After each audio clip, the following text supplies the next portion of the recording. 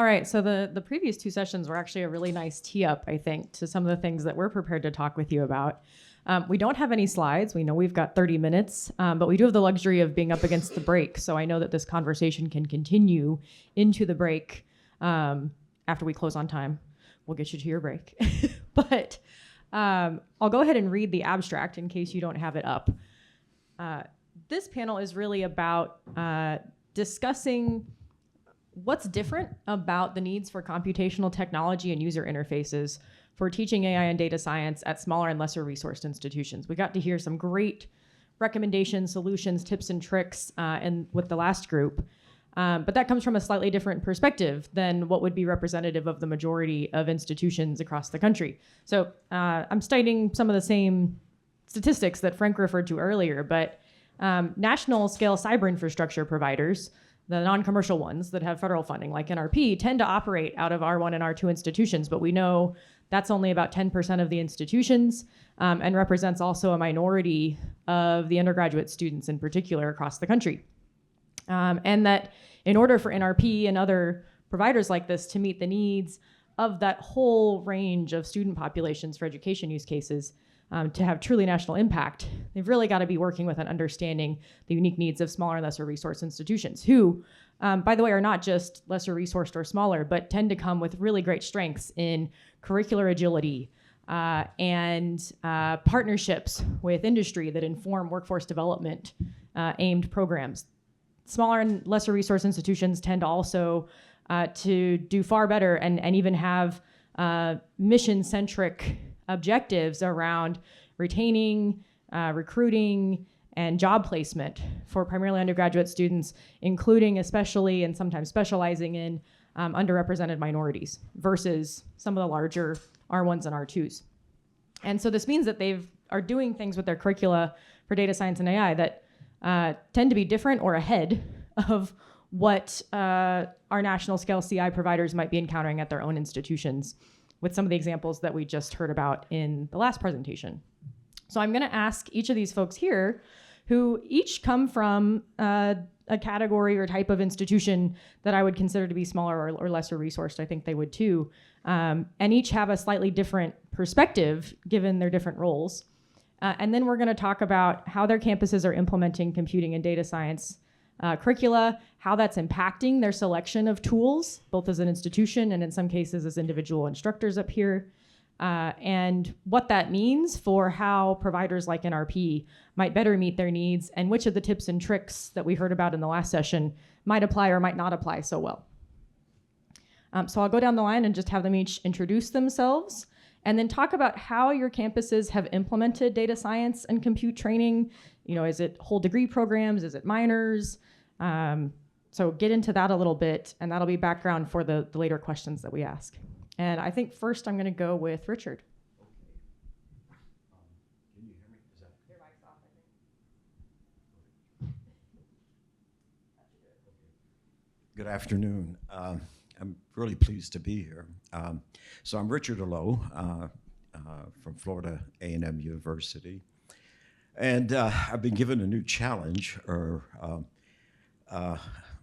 from our provost, and that is to data science, AI, machine learning across the curriculum. So it's a very interesting challenge.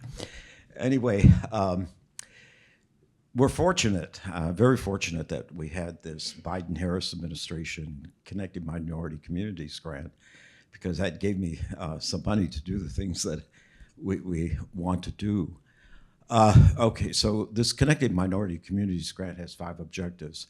The first 3 have to deal with, building the broadband, being sure that all parts of the campus are connected, and connecting the minority communities adjacent to our campus. Those are the first 3. The last 2 objectives are mine, and that's called Big Data University K through 20. And that means in the developmental research school that we have, K through 12, infusing data science, AI, machine learning in the curriculum, infusing discrete mathematics. It's a big challenge because we're used to doing traditional things, okay? So that we can talk about more. But that does involve faculty from the College of Education working with faculty from the from the Developmental Research School. That's part one. Part two is a pipeline program that we're using to basically focused on data science and getting machine learning and artificial intelligence into the as early as possible. So that means we're working with 7th, 8th grade cohorts, and they go over 4 summers progressively until they become rising juniors, in which they can end up taking dual credit courses. And so there's a whole curriculum, and one of our faculty that's working on this, one of my team members is here with us, can always expand on that. Okay, so that's that part. Now comes the part with the faculty across campus. And so we're working on workshops for the faculty, and that's part one, and we're working on special courses for undergraduate students coming from across the campus to learn about, to get into the Jupyter labs and the Jupyter notebooks. In other words, start off about data science. We are challenged, like most HBCUs. Our big challenge is getting the faculty to participate. Why? Because they're overloaded. They're overloaded with courses that they teach. And it's become a cultural thing because it's been going on for years, where the overloading of the faculty, well, that means additional stipends, and there's comfort in that, okay? So this is a challenge. But also the other challenge is getting it across the curriculum. So you're dealing with either STEM faculty or non-STEM faculty. We've recently been given a grant by the Hewlett Foundation to create a Cyber Policy Institute. And this was wonderful. I thought, this is great, because now I really can work with faculty from the social science, arts, and humanities that deal with policy and ethics and all of that, because our charge is to look at what the impact is that AI is having on society or humanity in general. So now you really got to get into these issues. And I thought, oh, now we really can get these faculty from the social science, arts, and humanities to work with our data science AI faculty, my team that consists of about 8 to 15 people, depending upon the domains. But anyway, to the point, this is not easy because of, well, there are issues that we can talk about later, but that's another aspect that we're working on, okay? But there's a beautiful goal here, and that is the Cyber Policy Institute. And can we now encourage our faculty to get into this discussion, which is integrative curricula, okay? The other thing that we're doing is something that's been very effective that we started many years ago, and it's called the BS Plus program. And this is where competitively selected students take an additional course per semester, starting with Python, project-activated and place-based learning. So they start off with a particular societal issue, right? Alzheimer's, because we have good access to Alzheimer's data, or whatever, and from that they learn top down what the tools they need, and they go over 2 semesters. First semester, Python to get into RStudio, and then move on into statistical machine learning.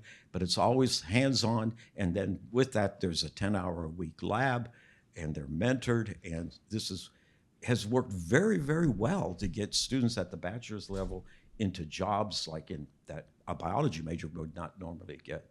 So these are the activities we're going on with. So, yeah. Thank you, Richard. And Rosanna, speaking from the perspective of the educator, what's it like at your institution? Thank you so much. I'm really excited to be here. When I heard there was a conference combining both IT professionals and educators, I was super excited to have the opportunity to speak here. I'm Rosanna. I am a faculty member at California's newest Polytechnic up in Humboldt, the opposite end of California coast from San Diego. And so I'm in my 3rd year there, and it's our 3rd year as a Polytechnic. But previously, this was back in early 1900s, my institution actually started as a teacher college. And so throughout our development as a university, we really focused on problems concerning people and also the environment. And so now not only do we have a fantastic teachers college, we also have a lot of programs related to natural resources. And so my students are super excited about trees, plants, fungi, living creatures, and they're really, really excited about trying to solve problems related to the environment and also society. Not super excited about sitting in front of a computer. So this has been my recent career. Before I joined Cal Poly, I was teaching for 5 years at an even more remote and smaller institution. So Cal Poly Humboldt, we have about 6,000 students. And as I was looking at our CSU website that sort of lists the information on all 23 campuses, I noticed we were the only campus listed as being in a small town. Right, so I hope you're going to come up and visit if you haven't already. If you know where San Francisco is, if you drive 5 hours north, you'll get there. If you've heard of something called the Lost Coast, we are 1 hour north of the Lost Coast. So really remote. The good news is that we have an airport. Half an hour flight from San Francisco. So if you can get to San Francisco, we're easy. Or if you can get to Los Angeles, we're easy. I say this because the institution I was at previously was even more remote and smaller. So it had only 3,000 students, and it didn't have an airport. You had to drive an hour and a half to get to a regional airport. And then, so you imagine, if you are in a big city, you're probably gonna have to take 3 flights and then drive an hour and a half. Is it an easy drive? Not if it's in winter, because it's over a mountain range and there might be snow. So it's really actually was quite hard to get people to come and visit. And that institution was also a Polytechnic. I don't know if anybody knows what I'm talking about. It was the Oregon Institute of Technology in Klamath Falls. So the closest big city was actually Reno, Nevada, which is a mere 5 hours away drive. So it was very remote, and I think that made it very self-sufficient. They started out completely different than Cal Poly Humboldt. They started out as a vocational school to retrain World War II veterans as mechanics. So you can imagine, I was looking at the statistics, the first graduating class of Oregon Tech was like 27 male mechanics, and the first graduating class of Humboldt was like 30 female teachers. But anyway, they're both the Polytechnics. And so I helped develop a data science program at Oregon Tech, as well as teaching just service classes in math and statistics. And then as part of their transition to a Polytechnic, Cal Poly Humboldt also developed a data science major. And I'm teaching machine learning for the first time for those students in the data science major at Cal Poly Humboldt. So my primary time thinking about what resources do I need is thinking about, for the major classes for a data science major, what do I need for my students to be successful in their careers? And at Oregon Tech, we had some supercomputing ability offered to us by the University of Oregon, but it was new at the time, and I wasn't sure how much it would be available. I was so excited that I think this was 2018 to find Colab. I knew people that were successful data scientists. They were using Colab in their jobs. I thought, oh, this will be great, and it was great, and I've used it ever since. And it's going to be hard for me to transition away to Colab, but I'm worried, right? It's a company.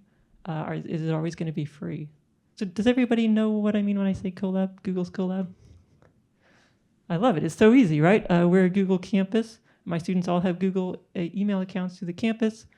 They all know how to use Google Docs, and it's like the same share feature. So I can just make a notebook. I can have it on my Google Drive. I just share, get a link, put it in my Canvas shell. Everybody clicks on the link. Doesn't really matter if they're signing in with their personal account or their school account. The FBI is not going to come after them if their mom opens it. So I can share it. I can restrict the access. So maybe they're just a viewer. I'm not going to let them edit my Google account, but I am going to let them view it and save it to their own Google account. And it's so easy. I've never done a tutorial on how to use Google Colab, right? And so that's amazing. So this past year, I've also had a project where my institution had a grant from the California Learning Lab, and I had the opportunity to make some curriculum on climate justice. And my job was to design an assignment that somebody that's teaching like freshmen STEM majors on our campus that doesn't have a background in data science would have a 50-minute class period to introduce tools of data science that could be used for climate justice. do I want to spend 5 minutes of those 50-minute class period having people make an account and log into a system, or do I just want a button that the teacher can click? No tutorial necessary, just everything's ready to go. They could just go through and click the play button. So that collab to me has been great. But I am worried because it's a private company and I don't want to pay for it. So I would love to have another solution. And so my institution, there's a lot going on at a Polytechnic, so I'm probably forgetting to say many things. But one really great thing is that we partnered with San Diego State University and Cal State San Bernardino. And so we're part of the TIDE, where we brought our own resource and then are trying to become connected to the NRP and use it in our classrooms. And so I'm probably telling my whole story right now. We had 3 faculty try it in their classrooms last term. We've got 1 faculty here that persisted in still using it, and then the other 2 faculty stopped using it because they said it was not reliable, right? There was unfortunately an outage on their first day of class. Made them nervous. Is this always gonna happen, or is this a special event? And so reliability was also a feature that we were thinking about. And I think I've probably chatted enough. I tend to ramble, so I'm gonna stop and let Jeho go. All right. Hello, everyone. I'm Jeho Park. I'm from Claremont, California. I work for Claremont McKenna College, which is a small liberal arts college. We are located at the edge of the LA County. So right after the road, there's a San Bernardino County. If you want to buy something, you want to go to the San Bernardino County because you pay less tax there. But anyway, the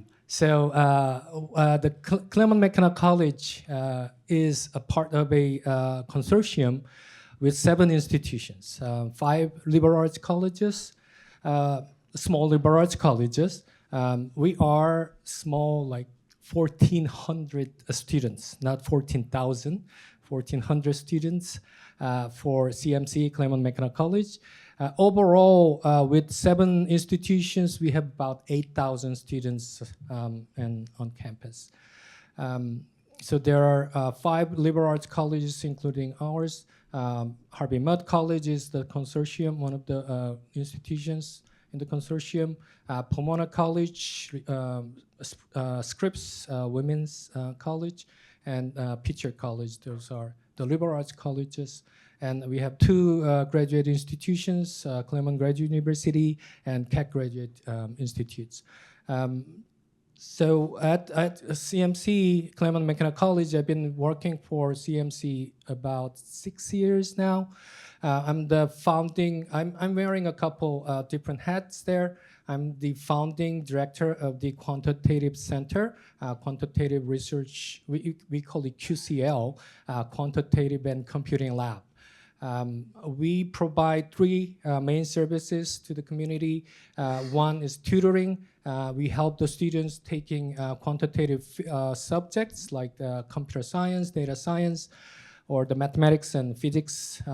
They come to the center and get their peer tutoring. Also, we provide training workshops on the computing tools, data visualization, data manipulation, using Python, R, database, GitHub, and things like that. We provide weekly training for them. I hope I would provide the NLP training again as part of our training scenarios.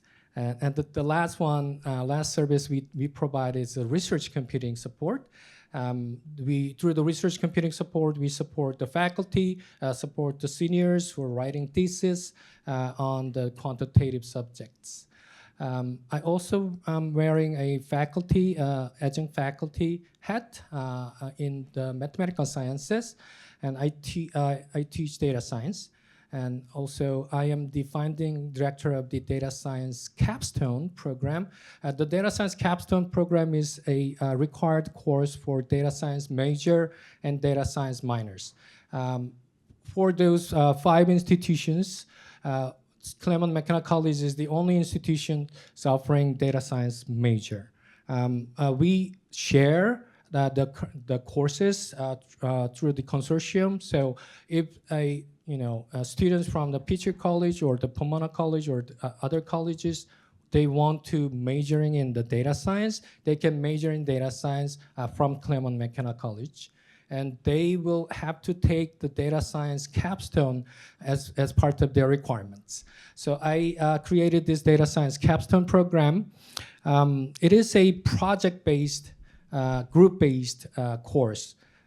We have so far have been running over 60 projects with over 20 plus clients, industry clients. The industry clients includes from the wide variety of different clients we have. Anyone here is Dodgers fan? Dodgers? LA Dodgers? No? Yeah. Sorry, it's a San Diego, but LA Dodgers. Yeah, so we have clients from like big global companies like NBC Universal, Disney Streaming, to local companies or the small startups. Also government clients, also nonprofit organizations. They are all our clients who provides their data sets, their data project for the team of 4 students and 1 faculty. Just working on that project for a semester and providing the deliverables to the clients at the end. So for that, it's been running for 5 years. In the beginning, I had a lot of challenge providing the secure computing environment for the capstone.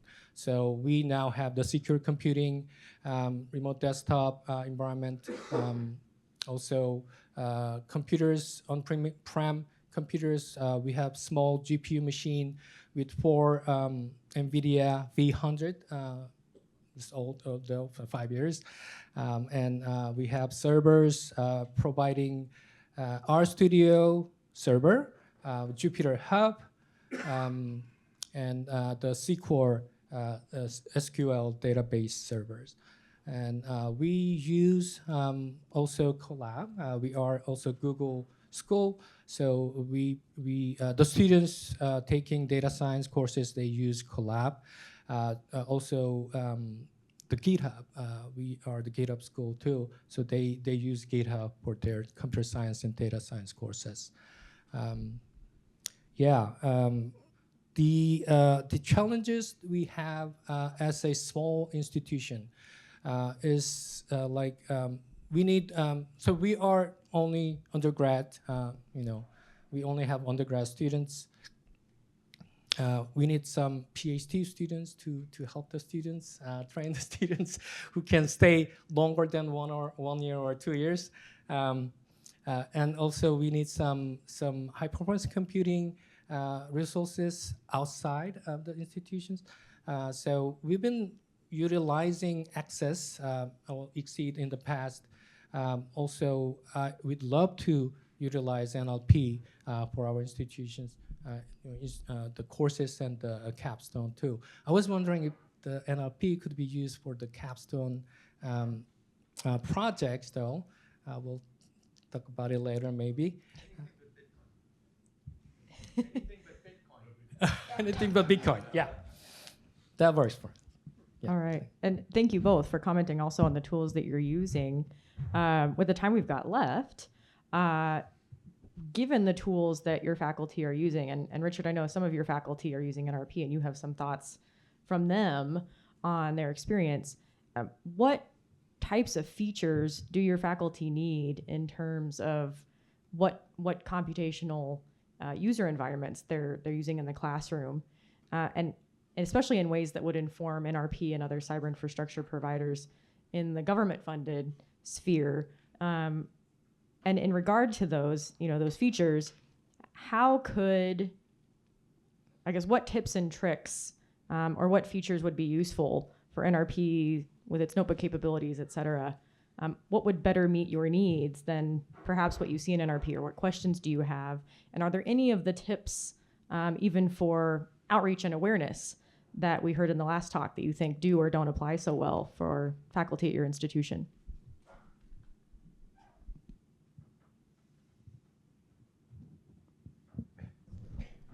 That wasn't very clear. You wanted me to go first? Okay. You can. Okay.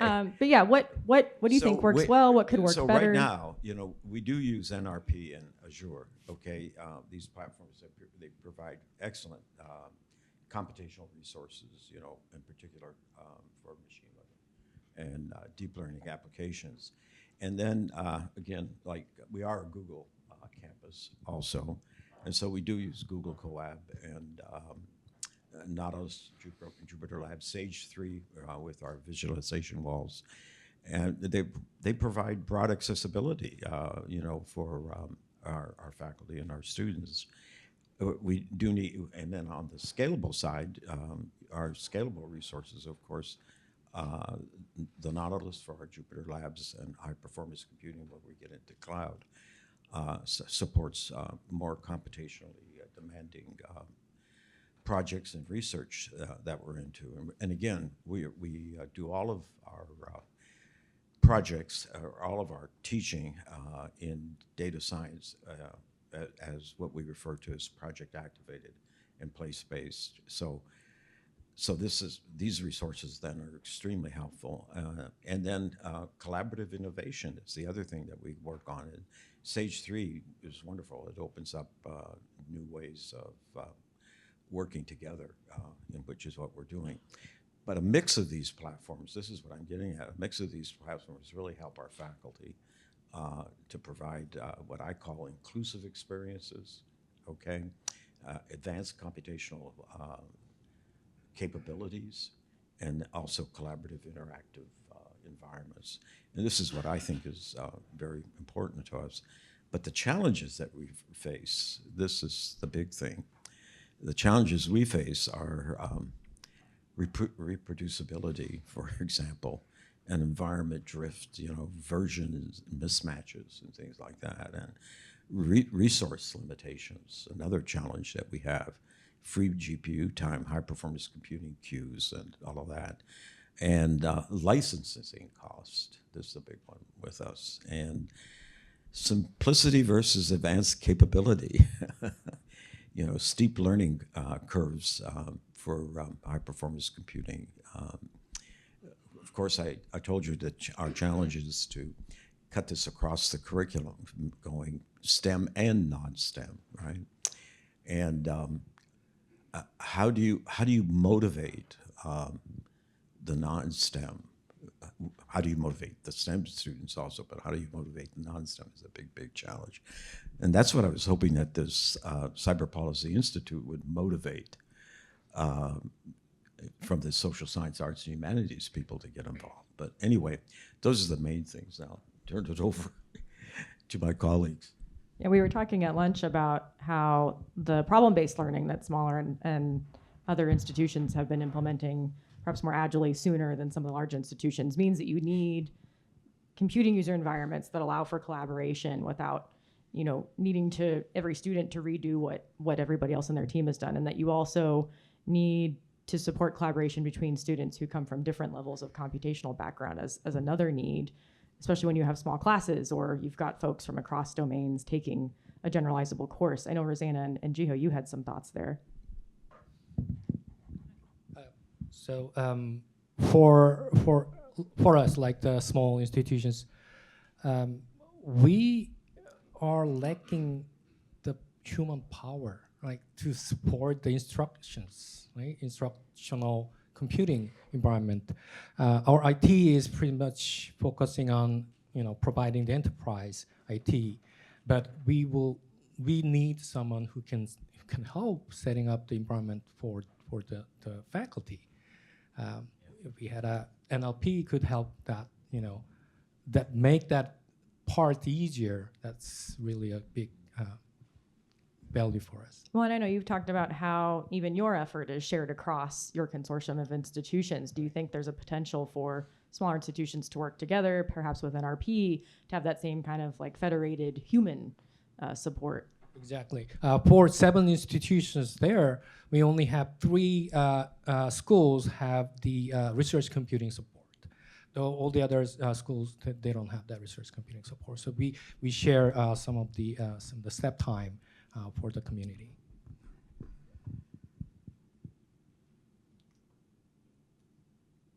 I think I would ask for if you have any extra time or resources to really focus on the user interface and also the reliability. Our students' time, especially in the class time, is really, really precious. And if it doesn't work, it's like a huge loss to our students. So I, like my two institutions, Oregon Tech and Cal Poly Humboldt, a lot of our students are first generation. At Humboldt, I think the percentage is something like 45% of our students are first generation students. And when I was a student, I'm not a first generation student. I lived for a year with my grandparents, and they would often ask me, "Do you have time to eat dinner tonight?" So we're assuming I was so focused on my studies that I was going to shape the rest of my life around my studies. But this is often not an experience that, not a luxury a lot of students have. A lot of them are shaping their studies around their lives, right? And so if they are in class, that's like really precious time. And so the system really has to be reliable. And so if you have extra time and money, right? I'm sure you've got a lot of that. Just making sure it's really reliable and that there's a backup if something goes wrong. When I was in new faculty, I remember just being terrified. There was this one classroom I had. You would have think something like Oregon Institute of Technology would have a tech that worked perfectly, but this one classroom was awful. It had 2 smart boards and 3 computer monitors. And to get writing on the smart board and the computer monitors to like be synced with the displays to the student. Every single time I started teaching in that room, it was like off. I'd get IT to come and fix it, and then somebody would mess it up. It would be broken.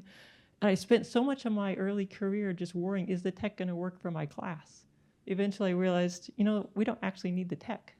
We can still learn even if it doesn't work. It just took me like some teaching experience time to realize that the tech wasn't that important for making a learning environment. And when I think back to how I learned machine learning, I actually took my first machine learning class, I think it was in 2008 on this very campus in the math department.